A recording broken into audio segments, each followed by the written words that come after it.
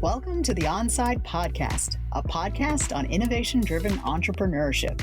Join us on this journey as we amplify the power of disruptive ideas. Hi, everybody, and welcome to the Onside Podcast. We're super excited to have you joining us here today.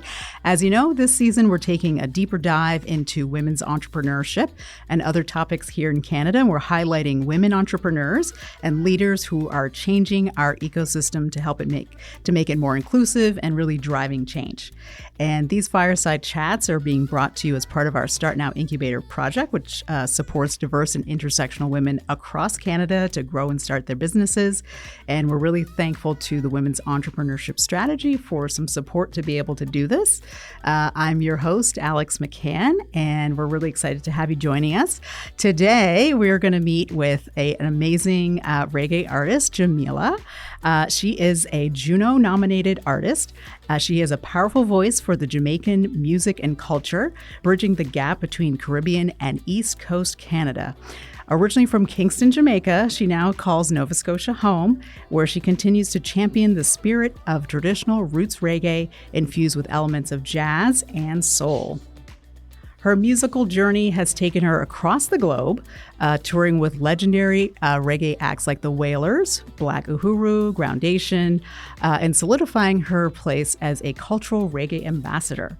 She also has collaborated with prestigious orchestras, including the National Art Centre, Toronto Symphony Orchestra, and here in Nova Scotia, Symphony Nova Scotia, blending her rich vocal artistry and symphonic arrangements.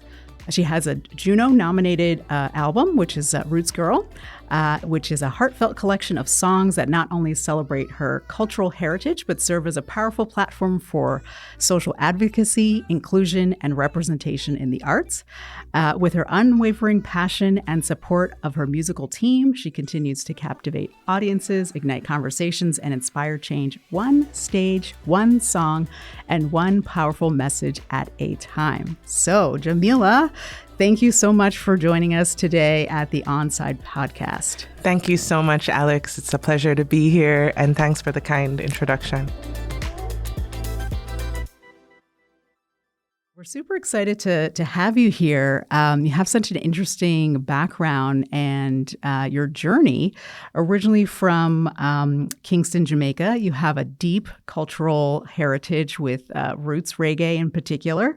How did your upbringing in Jamaica sort of influence you, and what inspired you to want to be a reggae singer? That's a great question. I've been singing my entire life.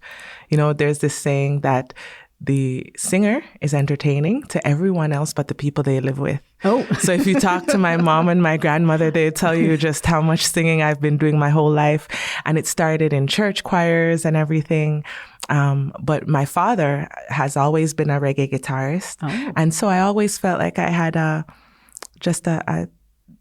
deep dive into, like, you know, a behind the scenes look at the production of reggae music and the culture behind it. I've been grateful to be able to not only see the conservative side of Jamaica, but also the spiritual and cultural side of Jamaica, you know, through Rastafarian culture, through the music, and through the arts overall. And what made you want to pursue a career? So you said your father, was he playing guitar? Is that guitar? correct? Yeah, playing reggae guitar. Yeah. Okay. And really contributing to the music and the evolution of the music, and touring a lot. And so I always found his life very fascinating. Becoming a singer wasn't something I chose to do. I sing every day, Alex, regardless of if people are listening. Okay. I'm a shower singer myself, so that's all everyone's going to get from me. So Totally. But, you know, once people start engaging you and they start to listen, you're kind of forced into the business of music because you have to have those conversations. And it started off where I didn't bear a lot of the accountability because I would just join existing bands as a supporting vocalist. And then I would just able to just sing my songs and go home. But then once I moved to Nova Scotia, there wasn't a lot of reggae. You know, there wasn't a lot of existing bands playing the music that I was, that I had a lot of background and experience with. And so a bunch of my friends were like, let's jam some reggae songs. And as the show starts rolling in, you start rising to the occasion because you start having to engage in a different way, because then you're starting to realize it's not just a passion anymore. It is a passion and will always be my safe space and my healing. But now it's like there's a business of music that is now in front of you and you have to rise to the occasion. When did you start? When did you start your sort of musical journey here in Nova Scotia? Was that? I want to. It's because it sounds like it was kind of not totally planned. Like you were just kind of getting the vibe, like wanted to do a couple sessions with some friends, jam in, etc. And then I guess people responded to that. Is that right? Absolutely, absolutely. I'm so grateful when I came into Nova Scotia to have first met some very incredible people in the arts community. It has to be said just how close and how beautiful the creative community of Nova Scotia is overall. Let me just shout out my friends here. But, everything from seeing the Melatones on a Thursday night, going to the Carlton, going to Barely, seeing Garrett Mason and meeting these folks and seeing how beautiful they are. It wasn't long until I met the Dub Cartel, who were the closest thing to reggae music that I could find in this space, and they were happy to collaborate. And so as you meet more people, you started to get a little bit more immersed. And I remember my first show ever as a band after we had been jamming for a couple of weeks was at the Carlton in May of 2017. Oh, wow. Okay. Yes. Love it. Yeah. The Carlton's a good spot. Spot. I love it there. Yeah. It's got a nice, close, intimate feel. Good sound. Been to the Carlton quite a few times, if I do say so myself. Oh, beautiful. Yeah. So you're like kind of jamming with your friends. You're like getting connected to the scene. We do have a very rich musical heritage here in Nova Scotia, with our own music, Celtic music, a lot of folk music, all kinds of things coming in. And you're stepping in with a new kind of not new, but like maybe a little bit newer for Nova Scotia vibe. Different. Adding a little something to it. So I want to say thank you for adding a little something. Was there something like, so you started doing that, you started playing maybe at the Carlton and places like that. Was there a moment kind of was there a moment or like someone who influenced you that said, aha, like, you came to the moment where you're like, I could definitely do this as like a real thing, like a career or, do some side hustle. Like I could maybe take this to the next level. Several people. If I called one name and didn't call all the others, I would feel it would be remiss of me to try to. There's always an encouraging word. There are a few names I will call and apologize to whomever I didn't, because it's been so encouraging, Teddy Skiffington, who first said, let's jam next Sunday. So you kind of put a timeline around it. And as a project manager myself in IT, I understand that a goal is just a goal and a dream is just a dream until you put a timeline around it. Teddy Skiffington said, let's jam next Sunday. I didn't take that initiative. And then, I have mentors like Erin Costello, constantly telling me and showing me how to produce, especially as a strong female voice in the community too. The arts have a tendency and a history of being male dominated, especially in certain roles as it relates to production and, kind of some of the more powerful behind the scenes roles. And I'm really, really grateful for strong voices like an Erin Costello, my friend Ben Barton Krillman, my friend Richard McNeil, constantly making time for me and investing their time. It's cool to have a dream, but when other people hinge their outcomes on yours, you know what I mean? They believe. Yeah. They're pushing you a little bit. Oh, absolutely. Yeah. And it forces you to take yourself even more seriously because someone else's outcomes are also hinged to your outcomes. You have to take yourself seriously. You have to. You're like, I got to show up. Of course. Yeah. I have a band of 8. We're a band of 9, myself included, and we're all inextricably linked. Our reputation, the way we carry ourselves, our outlook, the way we prepare for the shows. we are as strong as our weakest link, and it's not lost on me that they've chosen to support me, and I have a responsibility to myself first and to them as well. Well, having seen you perform a couple of times, your band is fantastic. Thank you. You guys have like great sound, great kind of energy, yes. And it sounds like you pick them, but they also picked you. Yes. And it's interesting about people who sponsor you. We talk about that. People who push you or make space for you, but encourage you to allow you to kind of move forward. So it's so great that you were able to identify a few folks that have like done that for you. Yes. Have you been able to, the reggae scene is kind of nascent, I guess I would say. Yes. Have you been able to find other folks as well that you think need to be sponsored or helped along the way, kind of in the music arts as well, or? Yeah, that's a great question, and such a pertinent one, because I am always looking out for ways that I can help, and I will make time for whomever I can, who thinks that I have something to share. More intentionally, though, I do have a Reggae Roots educational program. It's a virtual educational program. I can't take all the credit for it. The National Arts Centre Orchestra and Daniel Bartholomew Poyser, incredible orchestral conductor and a powerful Black voice in Canada as well, collaborated with me again, hinged their outcomes on me and believed in me and gave me the opportunity to contribute as an artistic director and as the voice and presenter of this virtual educational program. Now it's available to all Canadian students free of cost. It's kind of more focused at students between ages 5 and 12, but I've presented it as a pops show to everyone of all ages, and it's been well received. It's one of my favorite persons in my entire life is my grandmother, and she was a kindergarten school teacher, and I love her so much, and I've seen the impact she's had on my very small rural community up in the mountains of Jamaica, and without any formal training, I consider it a privilege and an honor to be able to share with students in that way, because, whenever I stand in front of 1,000 students or 500 students, which is the numbers we've been seeing, right? Yeah, that's a lot. I'm grateful, and I reflect on my grandmother, and, and I feel like I'm making some sort of change. And it's the most beautiful thing, Alex, to hear the students receive it or say they had such a good time or take the time to pen a letter to me.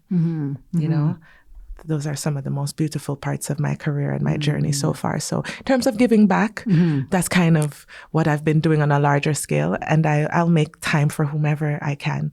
Oh, that's amazing. Well, I had a chance just to see you on YouTube. So I encourage anybody to take a listen. I saw your performance with the orchestra. Thank you. Amazing. Thank you. That's why I knew a little bit about that and some of that work. So youth is a very important aspect of what you do. So that your music as well as connection with youth are two things that are really. And I think that we see this a lot with entrepreneurs, or we see this a lot we have a lot of programs that focus on women, is giving people the opportunity to create a space, a safe space, or people don't like saying safe space anymore, as welcoming of a space as you possibly can make, where people can connect to something bigger than themselves and imagining something kind of bigger. So it sounds like that's something you're pretty passionate about in this work that you're doing with youth and all that. Absolutely. I concur. Growing up, I did not see the representation of what I've been lucky enough to stumble into. Like, I could not have fathomed it. I hadn't seen a Black Jamaican woman immigrant singing with an orchestra. I hadn't seen it. I didn't conjure it up either. Mm-hmm. But I am happy that I was given the chance to be the conduit for that and act as representation. So, like, for example, next month, I shouldn't date this podcast. That's okay. I shouldn't date this as of this date. That's okay. That's okay. Podcasting rule number one. But sometime in the future. In the future, I'll be addressing some students at an after-school program that are specifically focused on marginalized students and providing the access to music education to students who otherwise might not have had the opportunity to do that for whatever barrier or reason. And I am so happy that I'm giving them the representation I lacked. Mm-hmm. Mm-hmm. I didn't see that growing up, and so I couldn't imagine it. Mm-hmm. Mm-hmm. You know what I mean? Yeah, yeah. Well, it's interesting when I saw the performance just online, but when I saw the performance, I was like, wow, you know what? I don't think I had ever seen anything like that. I had not seen kind of a reggae artist with a big, large, traditional symphony with all of the kind of traditional Western instruments, playing at that rhythm or with those beats or like giving it. And there's definitely like a different sound. Like the sound is so large. The stage is so large. The view is so, immense. And even, whether it's Black opera singers or other folks, like there are not that many stages where people are showing up at that kind of venue, other than, like large music concerts or things like that. So it's a very interesting platform and place to be to show, yes, I can be here. I can be in this beautiful place with this beautiful orchestra, and blend the two different different cultures. So we'll put it in our like links and all that kind of stuff, so people can go hear and see for themselves. Yeah. But one of the things, when we think about reggae, at least for me, and probably many people, is that we know that it's such a powerful message driven genre. Mm-hmm. And you talked about your father and seeing him on stage, and you just shared with us about your grandmother.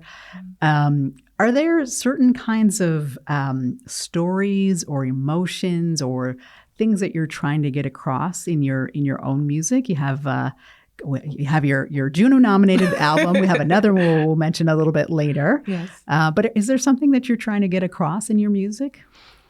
That is such a great question. And I'm honing in on that with each production. I think Roots Girl was more of, these are the songs we have. We're going to put it all together and we're going to put it out. Launch it. Yeah, as a piece of work. And then the second album, Woman of the Sun, I have one production under my belt, me and my team and I, and now I can be a little bit more intentional with the messaging. Mm-hmm. And one of them that really stuck with me was the power of community, mm-hmm. And the importance and power of community. Self-value, reflecting on self, and really honing in on your own power in your authenticity, standing in your authenticity. Mm-hmm. So like Woman of the Sun is to encourage. There are too many songs out there that are telling our young girls that they're not enough. Mm-hmm. And I wanted to have a song that was telling people, like, you know what, you're beautiful just the way you are. Yeah. Just the way you are, And there's a value system too in my music, regardless of if the message isn't directed. So some of the value systems is no expletives. Mm-hmm. Everyone should be able to consume my music, mm-hmm. and that's a rule of thumb for me. Another thing is there'll be no disrespect or degradation unless it's the system, you know what I mean. Yeah. Unless it's the forces. No need to degrade women. Yes. No need to degrade women or any groups of people, really. Yeah. But there's also an honesty that I aspire towards when I'm talking about the real issues, because there's an honesty that is required for us to be able to address the social issues. And my favorite singer, Nina Simone, said it best, that it's the artist's responsibility to reflect the times. Mm-hmm. And so that's one of the value systems I hold, that I should be able to, without being censored, speak about the issues, from my point of view. And so those are the things I consider to be very important to me in my music. And then, of course, the love songs. And gotta have the love songs. Gotta have the love songs. Gotta have Totally. the love songs. You gotta have like a couple like tear jerkers and absolutely. the boy who did me wrong, or Yep. Or the boy who did you right. or the one who did you right. That's even better. Totally. Longing and all that kind of stuff. For sure. Okay. Well, I think that's so important now. We have so many young women and girls really under threat from violence. There's like epidemic of violence against women and self-hatred and, all of these kinds of things. So I think when there's positive role models or things that you can hear and listen to reinforce some of those positive ways of thinking and being across different genres is so important. Yeah.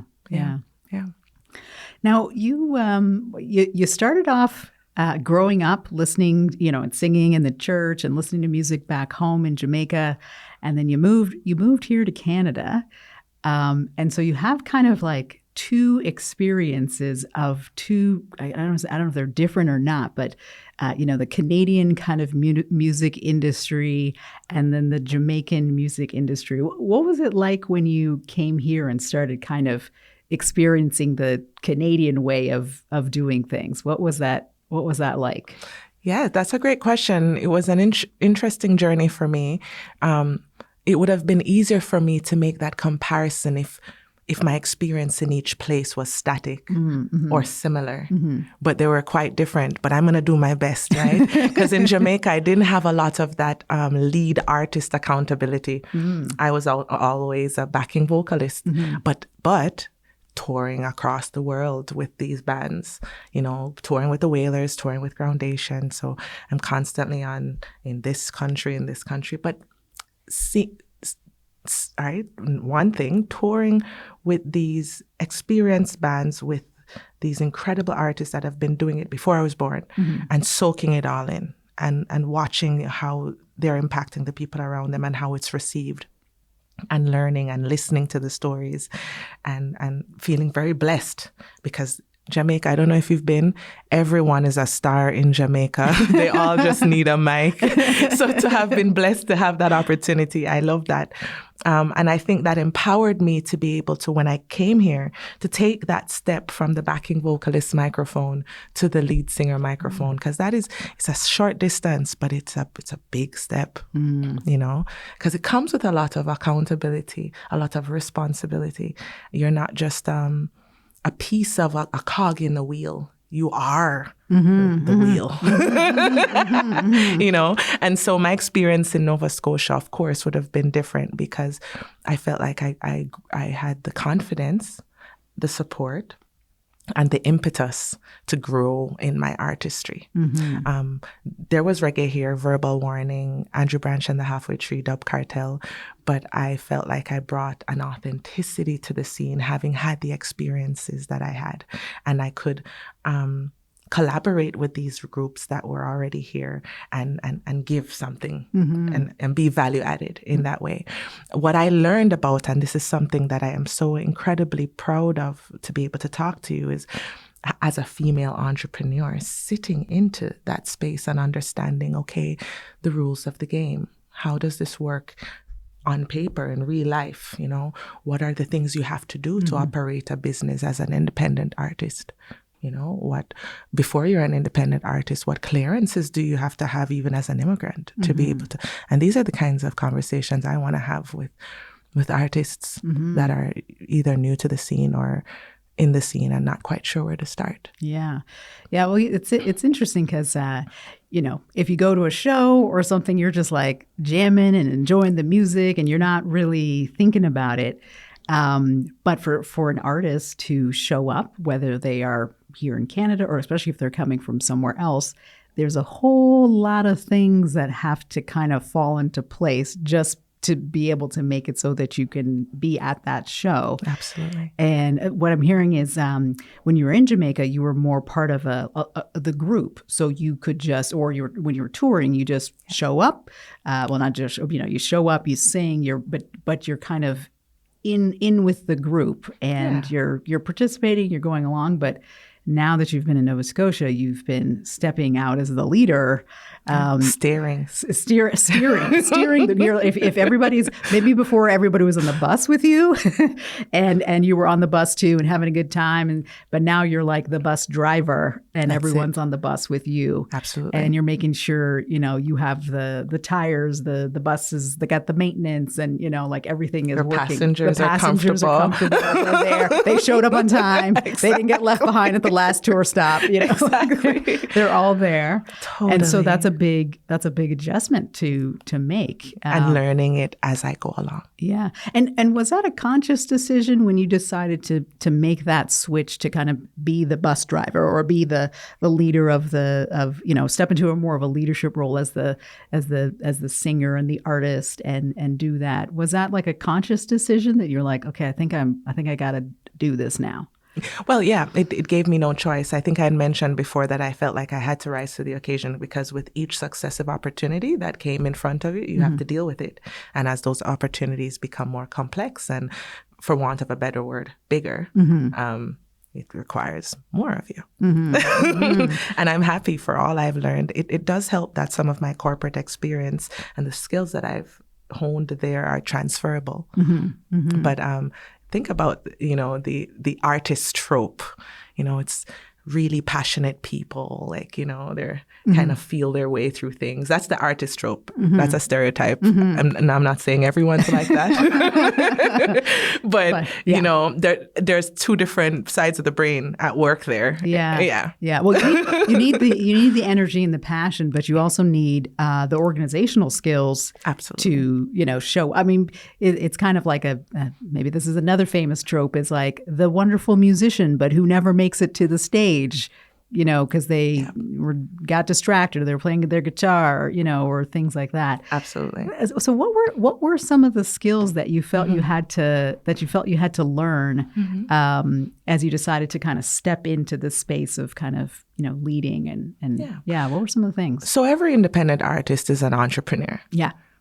So you and I both know some of the stuff, all entrepreneurs have to do. We're talking about things like registering your business, if that's what you're going to do, or if you're not registering your business, understanding what the terms are around that and making sure that your paperwork and accounts are well, having templates for your contract, understanding how you're going to engage different kinds of offers, engaging your fans. Social media is now something we can no longer ignore.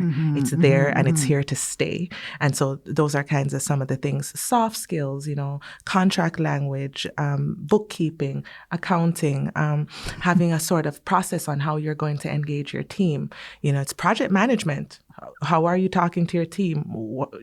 How often are you meeting? You know what I mean? Licensing, sync. Come on now.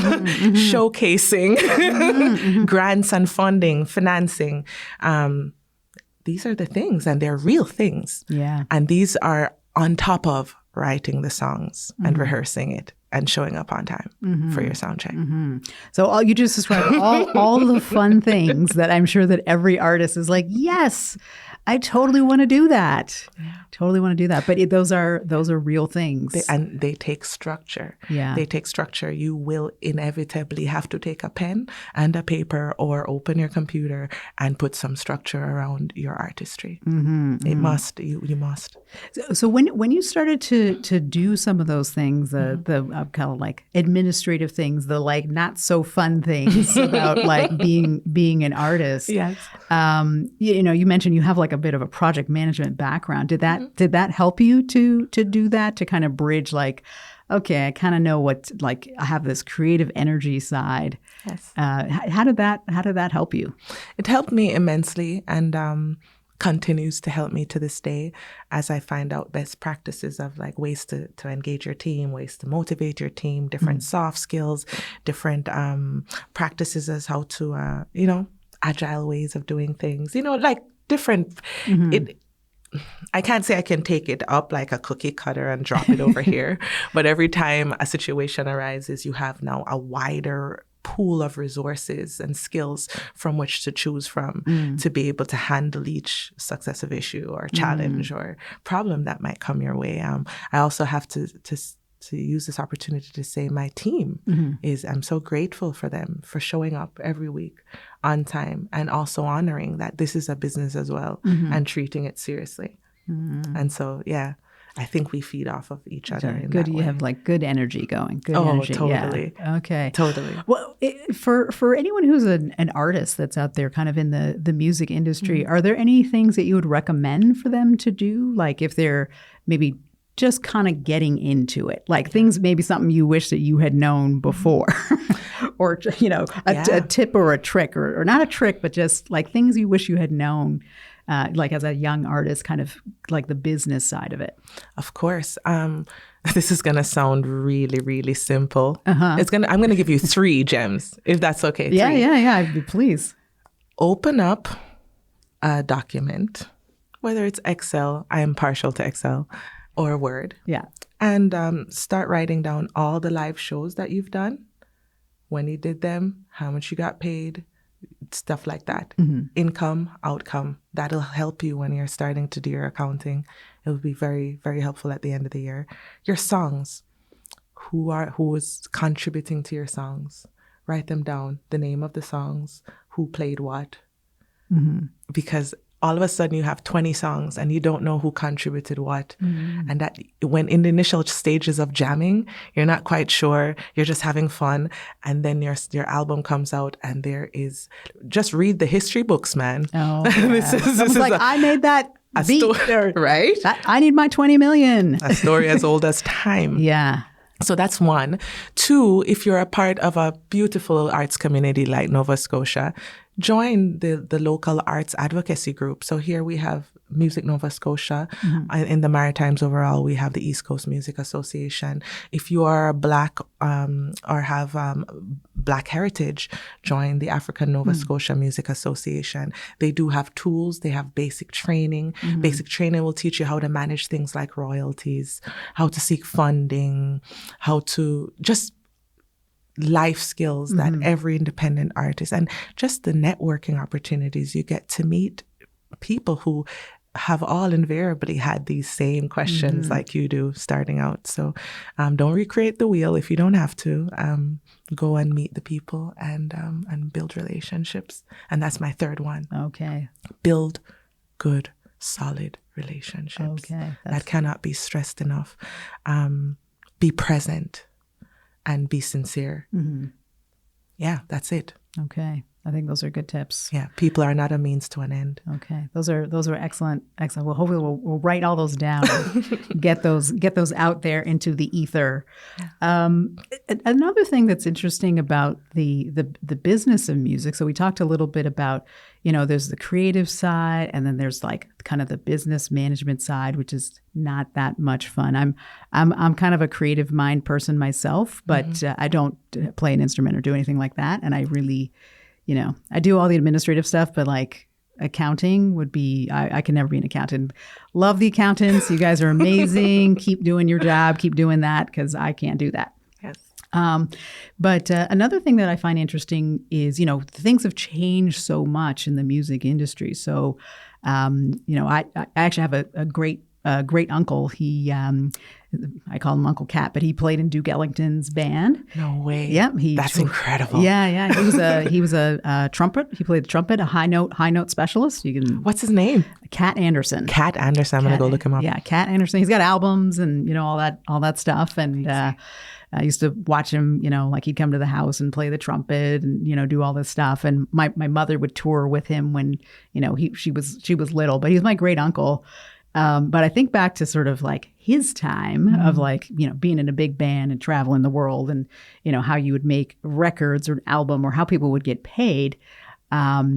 Compared to today, yes. Where, everything's on Apple Music or, I was like, do people buy albums anymore? I have a son. He's obsessed with music. He spends a ridiculous amount of money on actual albums. He was buying all of these albums. We didn't even have a record player. No way. Yeah. We had he had hundreds of dollars of records, but we didn't have, so we were like, okay. So we finally conceded and got him a record player for his birthday. So now he can listen to the music. Good for him. Yeah. He was like buying all these like old, well, not old, but like Lauryn Hill and like all this stuff. What is your son's name? Patrick. Be like Patrick, guys. Yeah. Be like Patrick. Patrick rocks. Yeah. Patrick. He's over there at the Taz Records. Like, I actually had, I got an alert on our mobile app for the banking. It was like overspending. I was, what's going on here? And he's like, I was trying to buy an album and da, da, da, da. I was like, okay, like calm down. So he and some of his friends do buy actual records. Yeah. And I think it's kind of like coming back in vogue, and people want like real tangible things. Yeah. But still, a lot of stuff is, online or, streams or, whatever. Mm-hmm. How do people make money in the music industry today? What a great question. Yeah, like I'm still figuring it out, guys. Yeah. Like, I'm still figuring. Like, are there some things that you've tried, or for like people who are kind of starting out, that they should be thinking about, as they're building their business or thinking about that? What are some things you're thinking about in that area? Yes, that is a great question. The revenue potential of the independent artist, or artists overall, whether or not you're independent, is threatened in a big way. The streaming platforms, who have their pros, definitely also have their cons, as the production cost of making the music that they're selling for pennies is exorbitant, and artists cannot, unless you are streaming millions and millions and millions of songs per day, or, per period, you cannot make enough money from streaming to sustain yourself. So myself personally, I've put a lot of attention on my live performance, which is where my exposure started anyway. Mm-hmm. My record came out after I had already done several dozens of shows. And so the reputation I think I've built, and guys comment and let me know if that's the truth, is from the word of mouth of my live performance. And so I've honed in on that and try to keep it relevant, try to keep it different, try to spice it up, and try to keep it at a certain really good standard, because the more ticket sales you can convince a theater that they're going to have with your act, the better shows you'll get. Mm-hmm. And so I'm grateful for that. One of the things I've done is I've diversified my act, because the size of my band has been a deterrent for some smaller venues. And so being agile and flexible in that way has allowed me to open up opportunities for smaller venues that with my big band I would not otherwise have, ensuring that I have beautiful looking merch. And back to the record thing, I think there's a culture going on around record collecting right now that I think is really cool. And so I have 2 records as well, and most people want you to sign them. So I think people are looking at it as more of a collector's item than it is something they'll be playing every day, because they can go listen to you on their phone, on Spotify right away. But do I want a piece of this person living in my home for the next 30 years? Yeah. When someone takes $50 and they buy my gold record, that's Woman of the Sun. And that's why I made them gold. I made them gold because, well, if you want a gold record, you might as well make one. Yeah. But on the other hand, I'm instant gold record. Yeah. Right, exactly. Give yourself gold records. Yeah. No, anyway. But another thing is that the person who decides to take up a $50 record off of a table and ask you to sign it wants a piece of you in their home. And I want to make it a beautiful piece of me. Yeah. And so having good, beautiful merch has been something that has served me, where even sometimes the shows, if they can't, or I didn't have high ticket sales, there'll be some merch that offsets that. Aligning your brand, so being very intentional around your brand, and that's something I'm still working towards. I'll be doing more work on that, as it was the Juno nomination last year that really forced me to think about my brand and image in a more serious way, because then I felt like with the publicity that came from that, there were eyes all over the world looking at me, and not just in the Maritime. And I felt like I I had a responsibility to be more intentional with my branding. And so that's something that is in motion at this time. But aligning your brand will open up a lot of opportunities, like brand ambassadorship. You know, there are companies that are looking for beautiful souls to represent their brand, you know, and everything from liquor stores or like, you know, alcohols, or all the way to books, publishing companies, anything, really, anything. And everyone has a community, and, you know, you have to find which ones resonate with your brand and see if it feels right. But brand ambassadorship is a really good way to make money as well. And I also love the idea of being instrumental in the community in advocacy.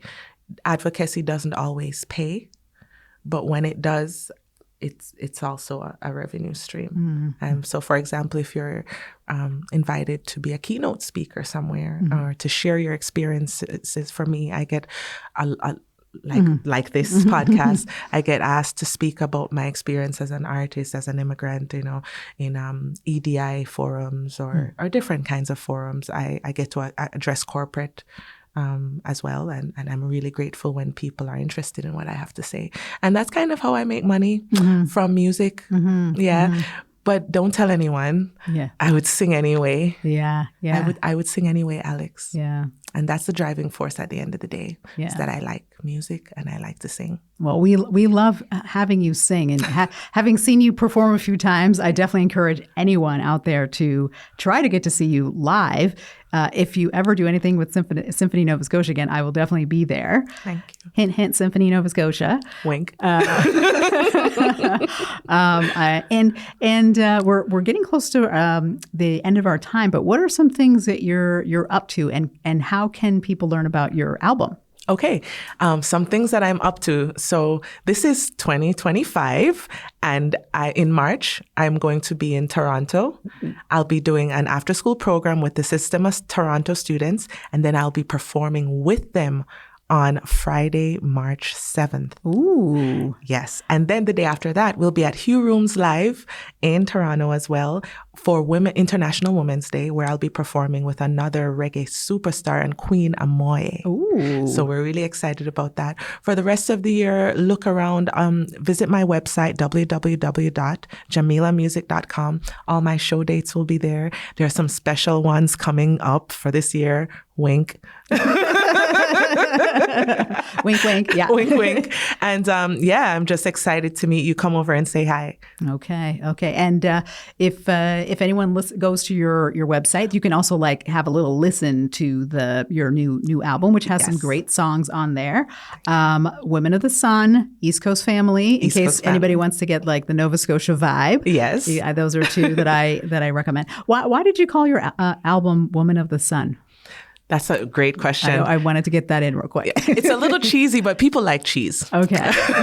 Is it because you missed the sun, or, Well, it could be looked at in that way as well. But Roots Girl was the first album. And when I think about roots, I think about being below the soil. It's dark. There's work happening, but no one's able to see it, And then what happens to roots is that if you water them and you plant them in fertile soil, what's going to happen? Beautiful. Hopefully a beautiful flower comes up. A beautiful plant is going to pop its head through the soil. And I'm not a girl. With each passing day, I'm coming to terms with the fact that I am indeed a woman. Yes. Full grown. Yes. I hear you. Being a girl, that was so long ago. I know. But there was a humility, I think. There is something in Roots Girl where being able to speak and share my culture in that way, but then also recognizing that I had so much to learn still, and even still have so much to learn. So I felt like Roots Girl was appropriate for the work I was doing at that time. But Woman of the Sun, the stories on this album are so much more personal. And again, the album is more intentional, and I feel like I am more stepping into my artistry and a little bit more, and the light is shining on my face. And last year, 2024 overall, was a real testament to that and my growth. And so that's why I named it Woman of the Sun. Woman of the Sun. I love it. Yeah. I love it. Well, for 2025, which is, if you're into the Chinese New Year, also the year of the snake. So I know it feels like the new year has already like gotten off to a busy start, but I know you'll have an amazing 2025. Album will do amazing in all of your shows and productions and all that stuff. So with that, I want to thank you for joining us today for the Onside Podcast. And for folks who are out there, I hope that you can like and subscribe to the podcast, give us a thumbs up, listen to Jah'Mila, and check us out. You can learn more about Onside on our website, which is onsidenow.ca. And you can also learn more about the Start Now Incubator at startnowincubator.ca. So thank you very much for coming. Thank you so much, Alex. Thank you, guys.